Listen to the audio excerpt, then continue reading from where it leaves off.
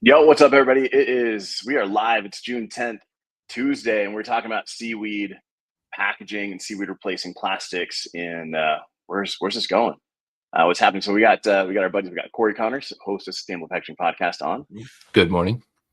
Good morning, buddy. And we got Adam Peak, host of People of Packaging Podcast. Finally, you don't have a delay. Nice, good job. And you got me. We were having some AV issues earlier, so I was just making sure it came over. You're still good. Yeah. Yeah, me and Billy Mods, opposed to Packaging Unboxed. Just want to cover a couple things today. We got seaweed replacing plastics. Kind of like what happens, what are those materials we should be looking at. I know our buddies over at Notpla are doing some great stuff. But before we get started, Corey, what's up, man? You're gonna interrupt me this time? I can't wait. This will be my first time. No, he's gonna interrupt me. I can guarantee. Oh, I see how that's.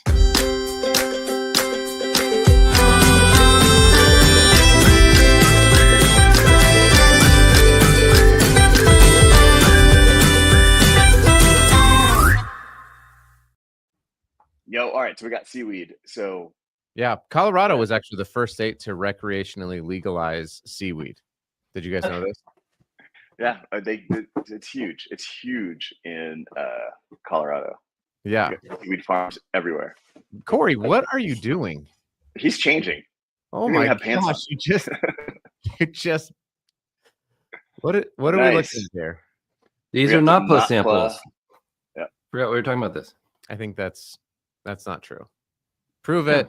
Yeah, prove it. Right, so what is that? That is that's just a standard paper. Yep, to-go container or for food. Oh, white ones also. I was thinking it was and then on the inside, not food. No, and then on the inside, there's a seaweed coating that begins to degrade pretty much instantly. Yeah, and what I love about it is it says recycle with paper or add to your home compost for guilt-free disposal. 97% paperboard, 3% seaweed-based coating. So they've cracked the code and have figured it out. That's cool. I would like to see this application in the cookie wars. So if you think about like crumble cookies, for example, because of the nature of baking of the foods, they need some greasy those cookies are. Yeah, you need some sort of grease barrier. Yep. And I know they've all struggled with it because I think they have to put some sort of a plastic barrier on there. Yeah. No, and Catherine's asking if it makes your food taste like seaweed. No, it doesn't. There's no packaging scent or flavor. What's that? They actually have edible. You can eat the paperboard. Yes. They actually have an edible version that they will fill with liquids or condiments or spirits. It's really cool. I had a sample of one at a basketball game with Gatorade in it, and it was awesome. It was a really awkward, strange experience to like take the pack, the little, I think they're called Udoos or something like that. They're Uhus. Uhus. Yeah, it's a seaweed based film that's completely edible, and it just it goes away. Right? Does it taste like seaweed? Did not. No, there's no flavor to it. Like anything. Can we add protein and creatine to the seaweed film? Because that would sell like hotcakes these days. That's a good idea. No, but going back to your point on the crumble packaging, right? I think the challenge with this particular coating is the lifespan, right? Because it begins to degrade almost instantly. It's not something that you can store for a year. You'd have to replenish this. Yeah. It makes sense because it breaks down so fast. Yeah, but so does paper, and paper will store for a while. What is it about the protective barrier that it's going to break down faster than fiber will? Because both of them are home compostable. Yes. So the point of this coating, one, is to replace any type of plastic coating that's on, on food packaging, but it's Right. also then to promote the degradation of the paper to make Right. that happen faster. Okay. Because that's the purpose. It's just like it's like a banana peel, right? It's like any other type of fruit. That's kind of the point So you'll of what slip on Notpla is it. doing. If you step on it, you'll slip on it. That's what you're saying. Yeah, if you're driving and you drop a couple behind you on the highway, if somebody hits it, they're just going to spin out. They're going to swerve, all over the place. Yeah. We got Chuck McAllister sharing Chuck oceanmade.co. I'm not familiar with those guys. Chuck Norris McAllister. Oh, so she's doing kelp pots. That's pretty cool. It's like yeah, she was on my podcast. Great product. Very interesting. You plant the pot with the plant, so it feeds the whatever you're planting. That's the idea. Really innovative new idea. That's a great use. That's a great use for the waste that comes from using seaweed in any type of packaging or development of plastic, because there is that fiber waste. I know the team at Notpla have made some paper, and in that case, Catherine, the paper does have a little bit of a seaweed smell to it. In a humid environment, or if it gets wet, it does release that smell because it is. Sorry, Adam, you just locked up with your eyes closed. So being able to use it in these pots for something that you're going to plant, you're getting the nutrients from the fiber, it's breaking down and it's going away, and there's no plastics on that. So that's pretty awesome. How does the coating get applied to the paper? Let's get to Chris Olson first. No. Hey, wait a second. Wait. Hey, hold on. Real quick. I have a question. Are there specific types of foods or storage conditions? This is my question. I'm posting as Chris Olson. Eggs, refrigeration. Sorry. Example. Refrigeration, high humidity, where seaweed-based packaging performs better or worse. That's a great question, Chris. No, that's a good. That is a great question. I don't have the answer to that. I would say, anywhere that you're going to get some condensation, maybe an issue, but it all depends because there's a lot of different materials out there. Right, Notpla is not the only one. There are people that are making petroleum-free, bio-based plastic that acts exactly like plastic. That's basically like a corn plastic, right? It's functioning exactly the same way. It's just changing where that source material is coming from. By the way, is anybody else frustrated by the term bio-based as opposed to, it's like we act like petroleum is not bio-based. Like it literally comes from the ground. It's like, this is a bio-based material. And I'm like, well, so is petroleum. Just so we know, it's not like we're, making it out of, I don't know, something that's non-bio based. It's always been a weird phrase. Corey, I interrupted you. What would be not bio based? I don't know. Angelic. We should also mention, I think, Cruise Foam that uses chitin and actually food waste to make a foam product, a foam-like product that is great for insulating cold chain shipments and for cushioning. It's a great ice cream. It's great for that. Yeah, it's I think that's proven itself already in the market. Yeah, but I think what are the benefits of seaweed? One, seaweed it grows really fast, right? It's like 30 times faster than any land crop. It doesn't need any water other than the water it's in. It sequesters carbon. Excuse me? It doesn't need water. Yeah, it definitely needs water. Fresh water. Yeah, no fresh water. No fertilizer. No land, unless you count the land underwater, right? That also counts. That's where all the aluminum goes that ends up in the ocean. We just can't see it. Just the question I always have is, how much can we farm the seas, and where can you particularly grow the types of seaweeds that you need to use for plastic, for some of these new materials?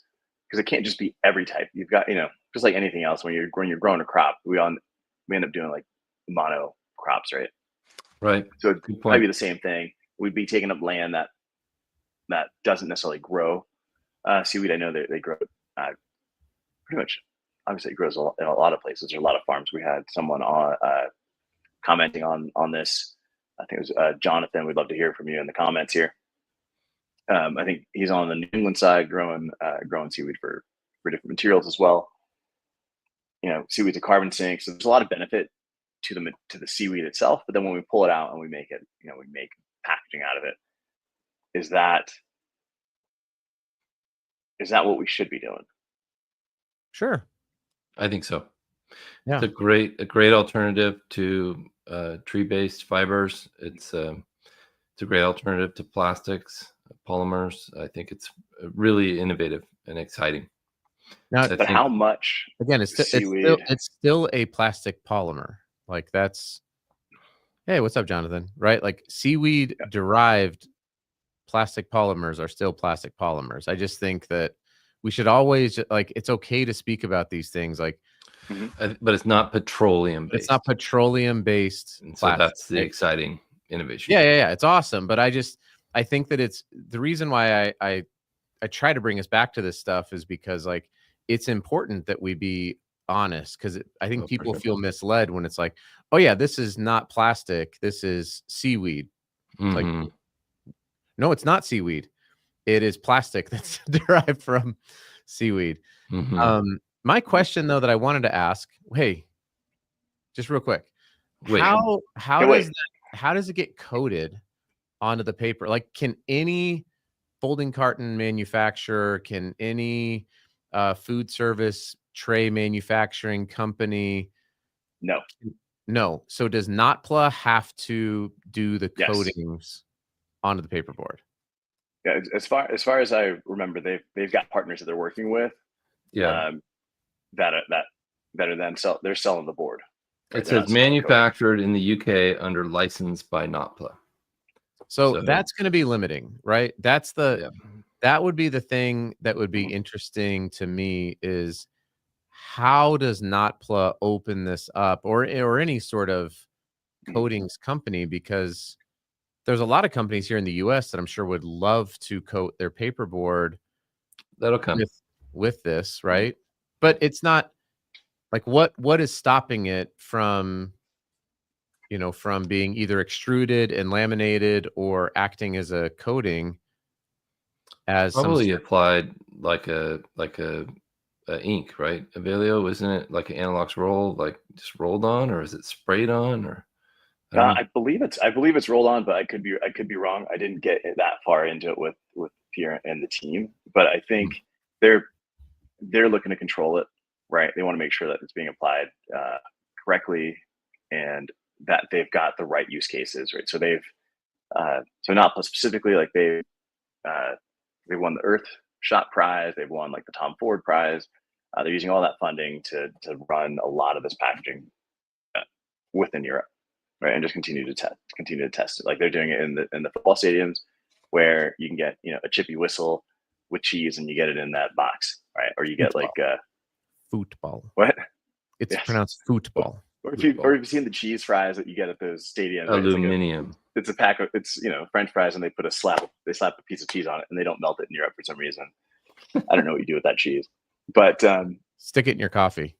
That's right. Yeah, no, because it's like yellow cheese. You don't do yellow cheese in coffee. Oh, that's right. It's only white cheese and coffee. Only white cheese and coffee. They even put on this the Earthshot Prize winner. I thought that's pretty cool. Yeah. And like JQ says, Jonathan Quinn, there's no silver bullet. There is. It's called Coors Light, and it's from the great state of Colorado. Legalized seaweed in Colorado. But then you've got other. We won't call it bio-based seaweed alternatives to plastic resin, which basically just makes plastic resin out of seaweed. They're using it to really work within the manufacturing lines that are in place today. Right, so that's going to be something that you can extrude, injection mold, or create a film. These are companies like Sway and some of these other companies that are doing these other plastics. They're not compostable. Very exciting. the only thing there that it does is it just avoids petroleum. Yeah. Some of these Which may be is good, biodegradable. right? Isn't that Yeah, good? but I don't know. Is it? Yeah. I mean, if it's true, and I don't know this, but if it's true that we can grow seaweed at a very rapid rate, and it acts as a carbon sink, and we don't have to extract it from the ground, like all of the things, right? Like if we can do that at scale, then we should pursue that at scale, right? It's just because Agreed. we can now, that is a controllable thing, right? We can know we have to produce X amount of seaweed to yield Y amount of plastic film or whatever it is. Mhm. And again, I don't know if we can scale it. Can you build seaweed farms vertically in the middle of Wyoming and just like, can you desalinize water? I don't know what all the complexities are. I'm sure there's somebody out there who's like, actually, let me tell you about seaweed and why it's so terrible. What's the concern with the ocean waters getting warmer? Like, what's is that would that be impacting seaweed farming? And that's just a question. I don't. Neither of you guys have the answer to. Yeah, But, that sounds feasible. Rocky Mountain seaweed is trending at the moment, actually. Yeah, everything's better in the Rockies, except for the baseball team. They're horrible, historically bad this year. Yeah, I don't know. I mean, I haven't done enough research into the sort of alternative feedstocks, but it seems like seaweed is gaining the most traction. Corn had its moment, but then just like the band, they sort of have fallen off, it seems like. People didn't like corn as an alternative because it could be food, and that bothered people. Well, so can seaweed. I mean, seaweed is food also. Yeah, For billions of people around the world eat seaweed. Yep, true. But I think it was like, well, what's the process of converting corn? How much fossil fuel is needed to convert corn into plastic? I don't know what that calculation is for seaweed, because it's not like it just comes out of the sea and it's just like we like douse it with essential oils and then it turns into oil. I mean, there's a whole process, I'm sure. Magic. Yeah, just magical. So I don't know what that is. I don't know. Well, the recent conversation I had, the conversation I had with Nate Pajka, and that's on the podcast recently. We were talking about the carbon, right? And this was my stupid question that I asked at the end of the episode, was like, all the carbon that's captured in whether it's trees or seaweed or anything else, like when we process it, right? When we break it down to turn it into new materials, like how much of that carbon is being released, right? We consider these carbon sinks, but it's only a sink if it stays in the ground. Great question. And part of that was like, you do lose some of that carbon in different areas of the processing. For them, like anything that's left over, they'll actually burn it, in which case it does release all of that carbon that's held within that particular piece, but it's not for everything. So they're burning it to run the equipment that's processing the paper. So in that, they're not actually creating any new carbon. With seaweed, I don't know, because there's processing there, right? There's drying, there's the machines that are running it to process. Like all those things require energy and carbon. So it'd be great to learn a little bit more about how much carbon's actually being released. Maybe the better solution is just reduce the amount of packaging that we're using instead of always looking for new alternatives. No, less labels. No, definitely more. We need more labels. Stickers. We need more labels on stuff.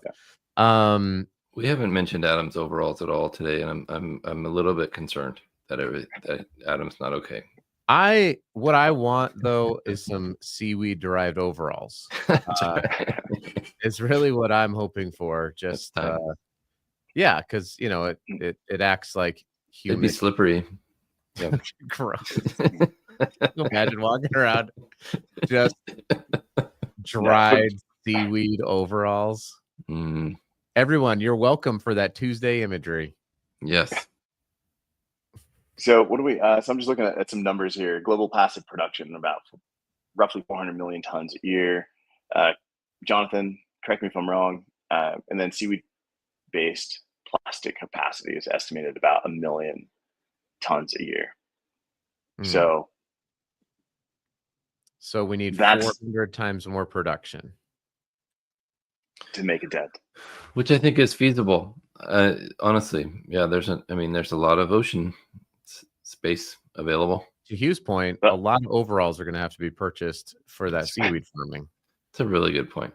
That's true. Yeah. That's true. That's why I'm in favor. More people in overalls. Yeah. I'd love to hear from Jonathan McGee how much, like realistically, how much more can we increase production, and how does that scale?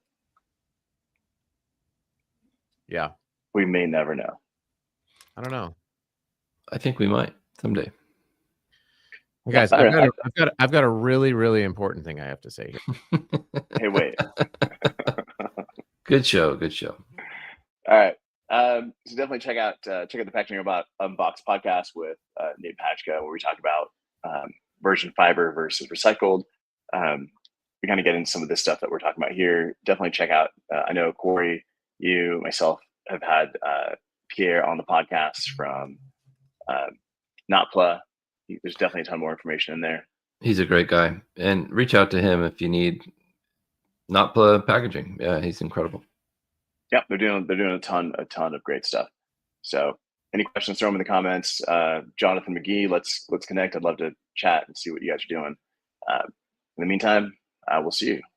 Thank you.